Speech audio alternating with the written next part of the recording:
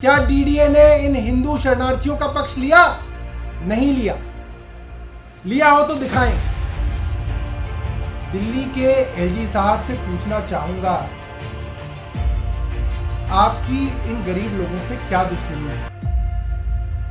आप क्यों दिल्ली के गरीब आदमी के पीछे हाथ धो के पड़ गए? कोर्ट के अंदर गलत जानकारी देके हजारों लोगों को बेघर कर दिया गया। मेहरौली के अंदर लिस्टेड क्लस्टर था, घोसिया कॉलोनी। कोर्ट के अंदर गलत जानकारी दी जा रही थी।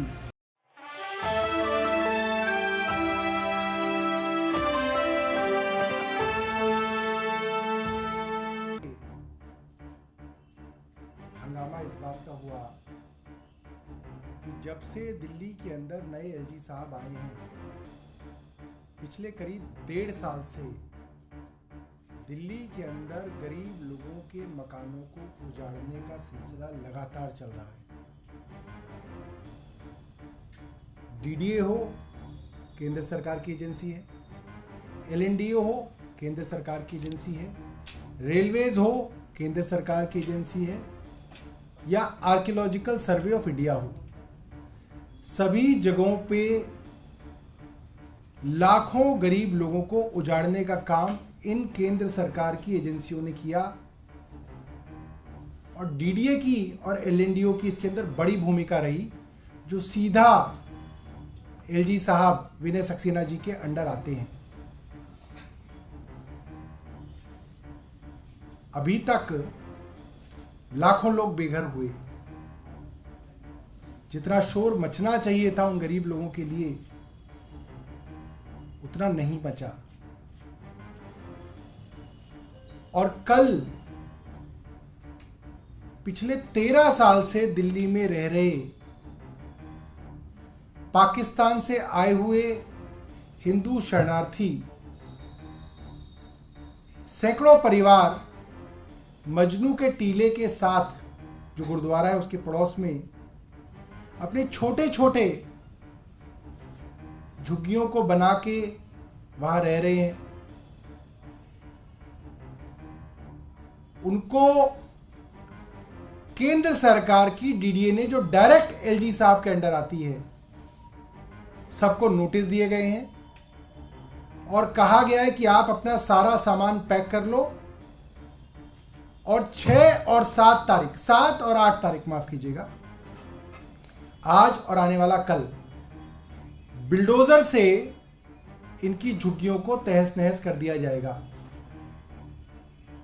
ये बात हमें मालूम है कि अक्सर डीडीए कहती है कि अब डिमोलिशन टल गया है, और अचानक सुबह 5 बजे डीडीए के बुलडोजर पहुंच जाते हैं और डिमोलिशन 2-3 घंटे के अंदर खत्म करके हजारों लोगों को उजाड़ देते हैं। मैं दिल्ली के एलजी साहब से पूछना चाहूंगा, आपकी इन गरीब लोगों से क्या दुश्मनी है? आप क्यों दिल्ली के गरीब आदमी के पीछे हाथ धो के पड़ गए हैं? चाहे सुंदर नर्सरी के पीछे डूसिब का नोटिफाइड लिस्टेड क्लस्टर था, कोर्ट के अंदर गलत जानकारी देके हजारों लोगों को बेघर कर दिया गया। मेहरौली के अंदर लिस्टेड क्लस्टर था, घोसिया कॉलोनी।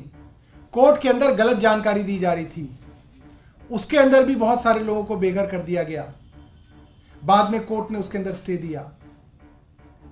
आरके पुरम के अंदर सेक्टर 12 के अंदर नोटिस आए हुए हैं और बताया गया कि आज वहां पे भी डिमोलिशन है। मैं एलजी साहब से जानना चाहूंगा, क्या ये बातें आपके संज्ञान में नहीं है? मैं जानता हूं ये कहेंगे मेरे संज्ञान में नहीं है। अगर आपके संज्ञान में नहीं है तो आप डीडीए के चीफ इंजीनियर को आज सस्पेंड कर दीजिए। बता दीजिए दिल्ली वालों को कि जो हो रहा है वो आपके संज्ञान में नहीं था, गलत हो रहा था, इसलिए अफसर पे आपने कार्रवाई की। आपका डिपार्टमेंट है, एलजी साहब चेयरमैन है डीडीए के। दिल्ली के लोग इंतजार कर रहे हैं। एलजी साहब, मैं बता रहा हूं आपको, एलजी साहब कहेंगे नहीं, आम आदमी पार्टी झूठ बोल रही है, मुझे तो मालूम ही नहीं था। अगर नहीं मालूम था तो एलजी साहब चीफ इंजीनियर को सस्पेंड करें, अभी करें। दूसरी बात हो सकता है एलजी साहब क्या कहेंगे, वो कहेंगे मेरा नहीं है, कोर्ट का ऑर्डर है, एनजीटी का ऑर्डर है। एनजीटी का ऑर्डर आज का नहीं है, पहली बात। और एनजीटी के अंदर जब मुकदमा चला तो डीडीए ने क्या पक्ष लिया? क्या डीडीए ने इन हिंदू शरणार्थियों का पक्ष लिया? नहीं लिया। लिया हो तो दिखाएं। और अगर एनजीटी ने ऑर्डर कर दिया तो क्या डीडीए सुप्रीम कोर्ट गया? क्यों नहीं गया? एलजी साहब बताएं। साफ है, ये बेचारे वो लोग हैं जो किसी तरीके से पाकिस्तान से अपनी जान बचा के यहां पे आए हैं। वहां पे अच्छे वाले घर बाहर थे, इनके अच्छे बढ़िया नौकरियां थी, व्यवसाय थे, मगर इसलिए कि अपने देश वापस आना चाहते थे 2011 में ये लोग आए और इन्होंने हिंदुस्तान के अंदर शरण ली। 2011 कांग्रेस का यूपीए का टाइम था, तब से शरण में है। मगर आज भारतीय जनता पार्टी शासित डीडीए के पेट में दर्द है। क्यों निकालना चाहते हो आप इनको? कहां जाएंगे? मैंने आज वीडियो देखी उनकी, वो लोग कह रहे हैं छोटे छोटे बच्चे हैं, स्कूलों में पढ़ते हैं। कोई कह रहा है कि हमारे स्कूल के अंदर जाने वाले बच्चों के बोर्ड में एग्जाम है। कोई कह रहा है मेरी बेटी लॉ कर रही है। आप उनको बेघर कर देंगे, उजाड़ देंगे? कहां जाएंगे वो? क्या दिल्ली के एलजी साहब जो रोज दिल्ली सरकार के कामों के अंदर जांच करने जाते हैं, अपने विभाग को भी पता करेंगे कि वहां क्या हो रहा है? अपने डीडीए की खबर नहीं है, दूसरे के विभागों के अंदर जांच पड़ताल कर रहे हैं। एलजी साहब इसका जवाब दें कि क्यों दिल्ली से इन हमारे भाइयों बहनों को उजाड़ने की साजिश एलजी साहब के विभाग डीडीए ने की। इसका जवाब दिल्ली वाले जानना चाहते हैं, इसका जवाब पूरा देश एलजी साहब से जानना चाहता है।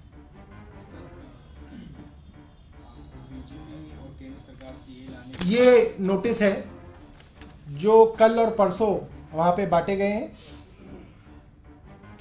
कई जगह छोटे छोटे चैनलों ने उसकी वीडियोस यूट्यूब पे डाली है कि उन सब लोगों ने, बेचारों ने अपने घर जो है पैक कर लिए हैं और उनको डर है कि आज और कल बुलडोजर का बड़ा एक्शन उन पे होने वाला है। आने की तैयारी है केंद्र सरकार कर रही है। आप कह रहे हैं कि 27 लोग हैं पाकिस्तान से आए थे, तो फिर ये तो इनके साथ ऐसा क्यों हो रहा है? ये तो एलजी साहब बताएंगे कि क्यों हो रहा है, क्यों कर रहे हैं। केंद्र सरकार इस तरीके का क्यों उनको जो है उजाड़ना चाह रहे हैं। सौरभ जी, आपको क्या लगता है इनको अगर नागरिकता मिल जाती तो शायद ये स्थिति नहीं होती? अभी उनके पास नागरिकता नहीं है, बड़ी समस्या है। पहली बात, इसका समाधान है क्या? नहीं, आज की तारीख में भी कानून में ये प्रावधान है कि आप इन्हें नागरिकता दे सकते हैं, नंबर 1। नंबर 2, जब तक नागरिकता नहीं मिलती तब तक भी जितने भी अच्छे देश हैं, चाहे वो अमेरिका हो चाहे वो यूरोप हो, वहां पे शरणार्थियों को इज्जत दी जाती है, बेसिक एमिनिटीज दी जाती हैं और उनका घर चल सके उसके लिए सरकार से मदद की जा सकती है। कोई पाबंदी नहीं है इस वक्त। ये भारतीय जनता पार्टी बेवकूफ बनाती है, भारतीय जनता पार्टी की केंद्र सरकार बेवकूफ बनाती है। कोई पाबंदी नहीं है इन लोगों को सहूलियत देने में। आज डीडीए एक पत्र लिख दे, मैं आपको डूसिब की तरफ से, मैं आपको डूसिब के वाइस चेयरमैन होने की तरफ से कह रहा हूं, डीडीए जो लैंड ओनिंग एजेंसी है, एक पत्र मुझे लिख दे, हम उनको सभी सहूलियतें वहां पे देंगे। हम तैयार हैं देने के लिए। डीडीए इसके अंदर टांग ना अड़ाए, बेचारे गरीब लोगों को बेघर ना करे। सर, इतने बड़े स्तर के ऊपर रैन बसेरों पे जाने का इनके पास विकल्प रखा गया, आपको लगता है कि एकोमोडेट करने की स्थिति है इतनी बड़ी संख्या के अंदर? मैं अपने पत्रकार भाइयों से जानना चाहूंगा, क्या आपने कभी रैन बसेरा देखा है? क्या रैन बसेरे के अंदर एक परिवार अपनी बीवी, अपने जवान बच्चों को लेकर रह सकता है? क्या यह संभव है? यह पिछले 1.5 साल के अंदर यह माहौल बनाया जा रहा है कानून का कि हर कोर्ट के अंदर जाके कह दिया जाता है साहब हम उनको उजाड़ देंगे, डूसिब के रैन बसेरे में रह लेंगे। अरे भाई, डूसिब के रैन बसेरे में परिवार कैसे रह सकता है? डूसिब के रैन बसेरे में आप रात बिता सकते हैं सिर्फ, और वो भी बेसिकली जनरली जो सिंगल लोग हैं, वो उन रैन बसेरों के अंदर रह सकते हैं। आप ये कैसे कल्पना कर सकते हैं कि कोई परिवार अपने बच्चों के साथ रैन बसेरे के अंदर रहेगा? कहां खाना बनाएगा, कहां नहाएगा, कहां शौच करेगा, कहां पढ़ेंगे उनके बच्चे? ये सोचा ही नहीं जा रहा। मजाक उड़ाया गया इस डीडीए के नोटिस के अंदर। गरीबों का क्या मजाक उड़ाया गया, कहा गया द्वारका के रैन बसेरे के अंदर जाके चले जाओ। कमाल हो गया। एलजी साहब को यह भी नहीं मालूम कि मजनू के टीले से द्वारका कितना दूर है, और रैन बसेरे के अंदर क्या लोग अपने परिवार के साथ रह सकते हैं? तो एक और सवाल है, ईडी कोर्ट गई थी दोबारा, फिर से 16 तारीख को पेश होने के लिए कहा है कोर्ट ने सीएम केजरीवाल। दोबारा ईडी कोर्ट गई है शिकायत किसान पर हाजिर। देखिए, ईडी तो कई बार कोर्ट जा चुकी है, मगर समस्या ये है ना ईडी को कोर्ट पे भरोसा है, ना ईडी को कोर्ट की तारीखों पे भरोसा है। कोर्ट ने जब 16 तारीख अरविंद केजरीवाल जी को दे रखी है, उसके बावजूद वो सम्मन भेजे जा रहे हैं। फिर उन सम्मनों को लेके वो बार बार कोर्ट जा रहे हैं, सिर्फ और सिर्फ खबरों में बने रहने के लिए ईडी कर रहा है।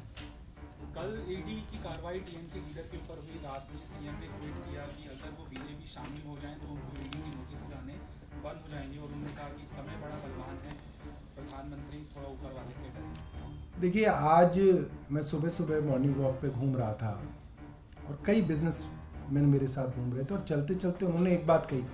हालांकि हमारे समर्थक नहीं थे भारतीय जनता पार्टी समर्थक, मगर चलते चलते बोले, यार बाकी कुछ ठीक है, बट तुम्हारी पार्टी की एक बात तो माननी पड़ेगी, तुम्हारा नेता इनके आगे झुका नहीं। तो आज देश के अंदर ये बात हर आदमी समझ रहा है, चाहे वो कांग्रेस हो, चाहे वो बीजेपी से हो, चाहे वो आम आदमी पार्टी से हो, कि अरविंद केजरीवाल एक ऐसे नेता हैं जो भारतीय जनता पार्टी के सामने झुकने से इनकार कर रहे हैं। आज अगर अरविंद केजरीवाल झुक जाएं तो मनीष सिसोदिया जी भी बाहर आ जाएंगे, सत्येंद्र जैन साहब को भी बेल मिल जाएगी, संजय सिंह जी भी बेल पे आ जाएंगे, सब कुछ ठीक हो जाएगा। ईडी भी अपनी कार्रवाई जो है ठंडे बस्ते के अंदर डाल देगी, और इसके एक दो नहीं दर्जनों उदाहरण हैं। हाल ही में टीएमसी का उदाहरण सबको मालूम है। जनवरी के महीने में ईडी ने छापा मारा था, बताया जा रहा था कि वो बहुत बड़े भ्रष्टाचारी हैं। म्युनिसिपल कॉरपोरेशन भर्ती घोटाले के अंदर नाम आ रहा था। कल भारतीय जनता पार्टी ज्वाइन कर ली और बताया जा रहा है कि बहुत जल्द भारतीय जनता पार्टी की तरफ से लोकसभा का चुनाव लड़ेंगे। तो ये तो देश की हकीकत है, ये तो अब सबको पता है, किसको नहीं पता है। सीएम ने आज एक इंपॉर्टेंट मीटिंग बुलाई है, इमरजेंसी कैबिनेट मीटिंग, बिजली को लेकर कहा, पावर सब्सिडी को लेकर कुछ फैसला हुआ, क्या कुछ मीटिंग हो सकती है? देखिए, मैं अभी ऑफिस नहीं पहुंचा, मेरे को जानकारी नहीं है, तो जैसी जानकारी मिलेगी मैं बताऊंगा। सौरभ जी, एलजी काफी एक्टिव दिख रहे हैं ट्विटर के ऊपर, चाहे खत के जरिए कटघरे में लगातार खड़ा कर रहे हैं क्लीनिनेस जो है उनकी समस्या को, नरकी जीवन का। देखिए, बड़ी मजेदार बात है, एलजी साहब ने 3 विभागों की कमियां बताई। किराड़ी गए, बुराड़ी गए, संगम विहार गए। 3 विभाग जिनकी कमियां उन्होंने खुद बताई, वो विभाग कौन से हैं? Municipal corporation of Delhi, Delhi जल बोर्ड, इरिगेशन फ्लड कंट्रोल। इन तीनों विभागों के अधिकारी जो उच्च अधिकारी हैं, वो एलजी साहब के चहेते अफसरों में से हैं। एलजी साहब क्यों उनके ऊपर कार्रवाई नहीं कर रहे, क्यों नहीं सस्पेंड किया एलजी साहब ने? मुख्यमंत्री जी ने तो खुद निवेदन कर दिया उनको कि भाई अगर ये अफसर काम नहीं कर रहे, दिल्ली वाले दुखी हैं, आप देखकर भी दुखी हैं, सीएम कह रहे हैं मैं भी दुखी हूं, इनके ऊपर कार्रवाई कीजिए, तो एलजी साहब सस्पेंड क्यों नहीं कर रहे उनको? ये सवाल आज पूरी दिल्ली पूछ रही है। इंतजार कर रहे हैं लोग कि एलजी साहब उन पे कार्रवाई क्यों नहीं कर रहे। कार्रवाई इसलिए नहीं हो रही क्योंकि वो लोग जब दिल्ली की जनता को परेशान कर रहे हैं, तो एलजी साहब को मौका मिल रहा है बाहर जाके ट्वीट